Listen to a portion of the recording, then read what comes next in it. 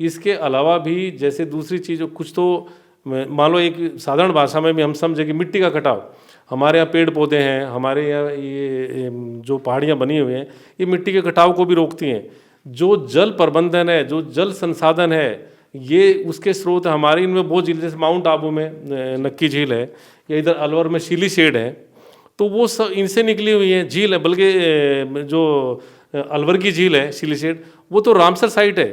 जो 1971 में Ramsar convention हुआ, उस रामसर कन्वेंशन के हिसाब से जो ग्लोबल इम्पोर्टेंस की जो झरने हैं या जो झीलें हैं जिनका ग्लोबल इम्पोर्टेंस है, जिनमें बायोलॉजिकल डाइवर्सिटी कंजर्व होती है, उन सबको हम वो रामसर साइट के नाम से उनको डिक्लेयर करते हैं ताकि उनका प्रोटेक्शन हो सके।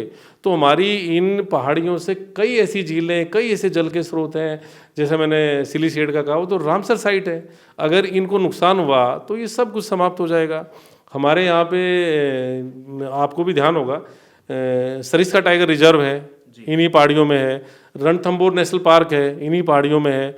हम जयपुर में जहाँ पे बैठे हैं राजस्थान यूनिवर्सिटी में, इसके पीछे झालाना फॉरेस्ट एरिया है, इन्हीं पहाड़ियों में है। सभी तरह की जो स्पीसीज हैं, चाहे वो प्लांट्स की हों, चाहे वो एनिमल्स की हों, या निवास करती हैं।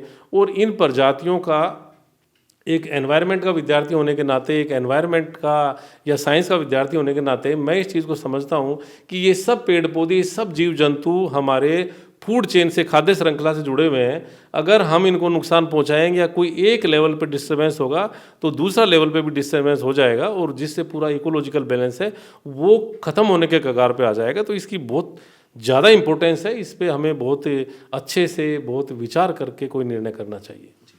तो ये आपने सुना हमारे साथ डॉक्टर एस चौहान को, क्योंकि अगर अरावली पर्वतमाला की बात की जाए तो कई सारी चीज़ें सोशल मीडिया पर चल रही हैं।